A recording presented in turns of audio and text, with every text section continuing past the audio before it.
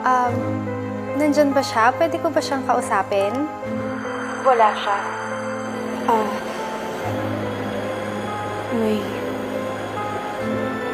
May kailangan ba kayong ipagbilin sa kanya?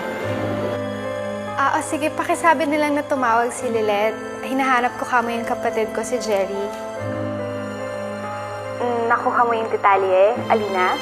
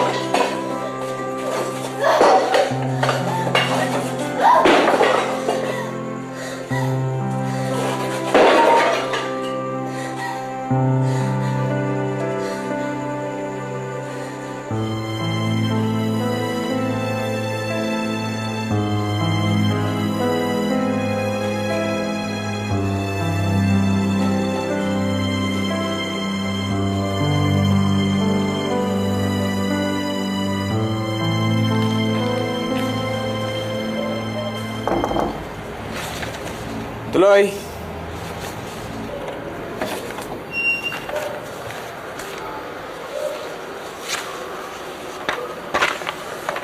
Kailangan ka? Tumawag si Lilet.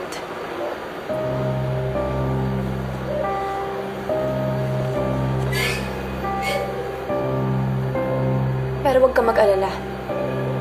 Hindi ako nagpakilala sa kanya. Pero ba't hindi mo sa akin sinabi ng mas maaga? Magkapatid pala sila ni Jerry.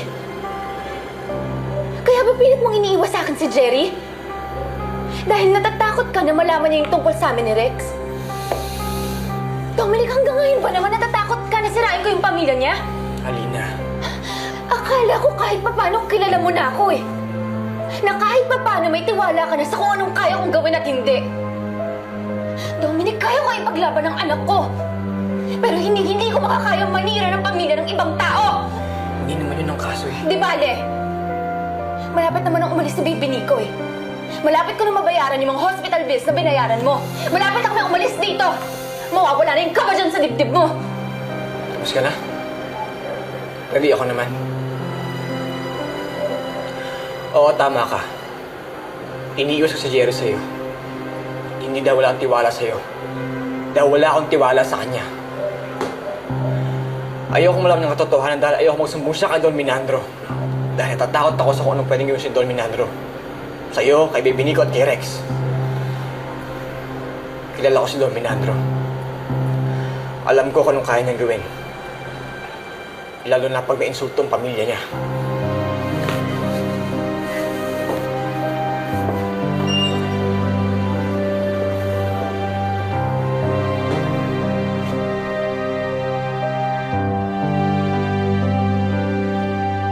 Oh, saan ka na mapupunta?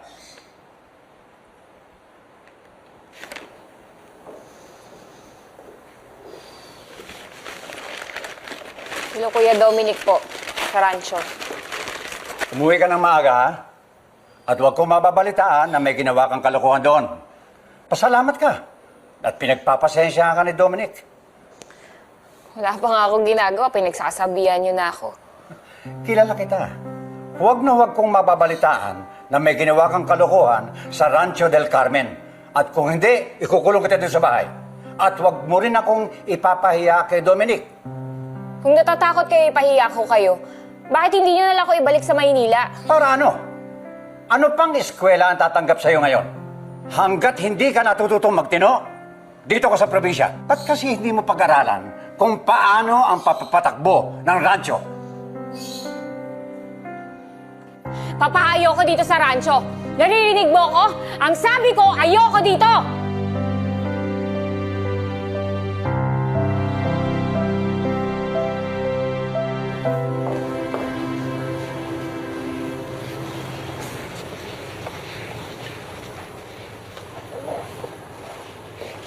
Nana Marsing, Oy! si Alina. Nasa Burnayan. Oras ng pagkain asa Burnayan. meron daw siyang kailangang tapusin eh. Ewan ko pa naman sa batang yun. Parang walang planong kumain ng tanghalian.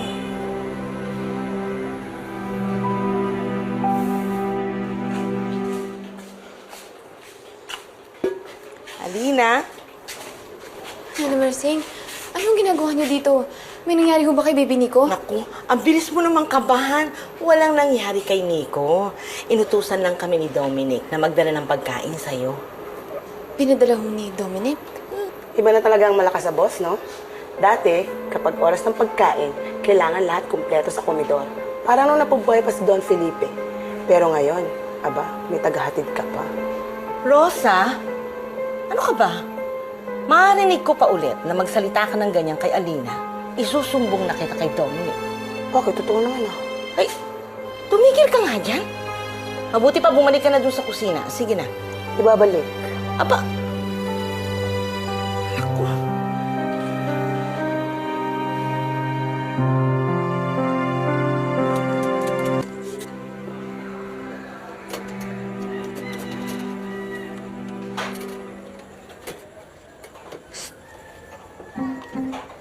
Hoy! Hoy! Anong gagawin ko ngayon? Linisin mo yung sasakyan, pati yung gulong. Ayusin ko yung headlight. Ano? Kaya ako nandito para turuan mo ako magkumpuni ng sasakyan. Hindi na sinabi sa'yo ni Kuya Dom. Matututulak ako sa paglinis sa sasakyan.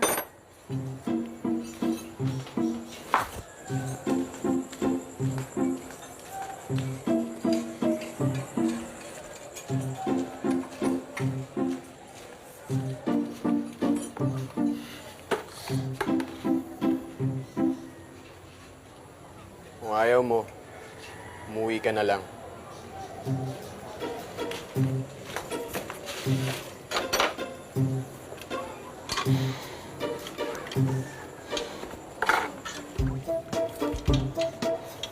Diba naman dito? Didiktahan mo kung anong dapat ko ikilos. Gawin mo to, gawin mo yun. Wag to, wag yun. Kaya nga ako umalis sa bahay namin dahil daig ko pa ang preso eh. Ano ba yan? Naputikan na ako. Yeng, huwag ka nang mapili. Isipin mo na lang, cake to, Yeng. Yeng!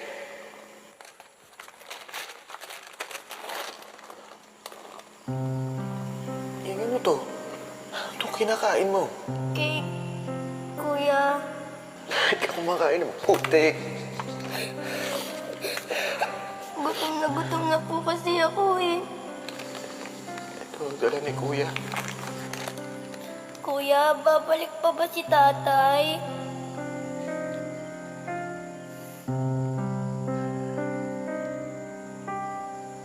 Siya babalik.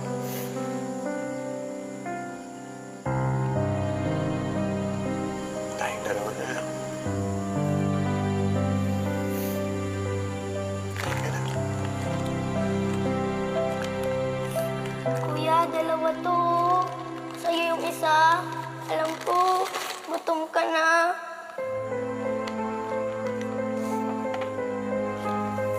Kainin mo na yan. Okay lang si Kuya. Ay, sakit! Aray, kuya, ang sakit! Aray, kuya, ang sakit! Kuya, ang sakit! Dito lang si Kuya. Hindi ka iiwan. Aray, kuya, ang sakit! Please lang, Yeng, ha? Ha? Kiel, hindi ko na siya kayang pagalingin. Kuya, masakit! Kung ano-ano kasi pinagkakay niya. Kailangan dalhin natin sa ospital. Kuya, ayoko sa ospital, ayoko! Yeng, kailangan mong pumunta sa ospital. Pero wala tayong pambayad! Huwag mo alalahanin yung bayad, ha? Gagawa ng paraan si Kuya. Galing ka. Yeng. Yeng. Yeng. Yeng! Yeng! Ano ang nangyayari? Yeng! Yeng!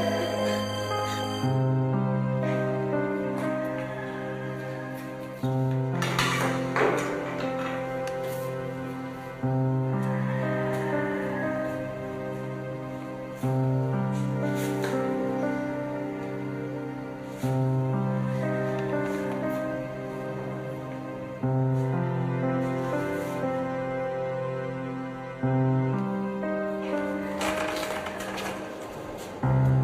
ka?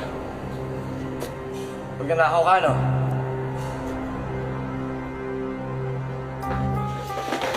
Magnanakaw ka, no? Ha? Magnanakaw ka! Sir! Sir! Ginawa ko na po ito dahil yung kapatid ko nasa ospital. Critical po kondisyon niya. Sir, huwag niyo po isipin na masama po akong tao. Gusto ko lang po tulungan yung kapatid ko, sir. Hindi ko po ito ginawa para sa sarili ko, sir. Intindihin niyo po ako, sir. Sir! Sir, please, sir! Kapatid ko po yun, sir! Please! Sir! Oh! Ano ka punta?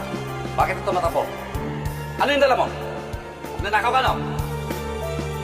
Iniutos sa akin nung matangkad na mama sa mansyon. Ha? Bigay, ha? Sige, hawakan mo! Akin mo! Akin mo! Oo! Sige! Tari na yan! Sir, nakita namin to. Tumatakbo palabas ng gate ng ranso. Sabi niya, bigyan niya daw to sa kanya.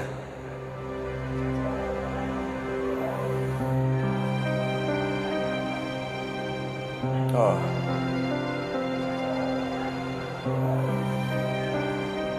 Bigay ko nga sa kanya yan. Sige na. Bala nyo na kami. Sorry, sir. Okay, sir.